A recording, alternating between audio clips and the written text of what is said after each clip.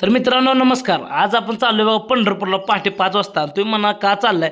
मग कारण का चाललेलं माहिती आहे, आज आपण झाला विठ्ठल मंदिरात दर्शन घ्यायला. मग विठ्ठल मंदिरात दर्शन म्हणजे आज चरणस्पर्शी दर्शन घेणार आहे. मग इथं दर्शन बारीची रांग लागलेली. मग आपण काय चौघजण आम्ही दर्शन बाहेर रांगेत उभं राहिलो आणि पहाटे पहाटे आलं तर मग कसं दर्शन एक नंबर होतं का नाही तर नादच खोळा. मग दर्शन बाहेर थांबलं बघा शिखराचं दर्शन झालं. मग आज काय व्हिडिओ काढू शकलो नाही. मग दर्शनावर पश्चिम द्वारातून बाहेर पडून का नाही डायरेक्ट आता म्हणलं मंदिराच्या समोर जावं लागतं. मग तिथून असं चालत निघालो बाबा मंदिराच्या समोर गेलो. तिथं गेल्यावर असं मस्तपैकी व्हिडिओ काढला आणि तिथून दर्शन घेतलं एक नंबर वाटत होतं. दुपारी आलो बघा गल्लीत आणि गल्लीत तर काय पाऊस चालूच होता नाही. पावसानं काय धिंगाणाच घालायला चालू केलाय.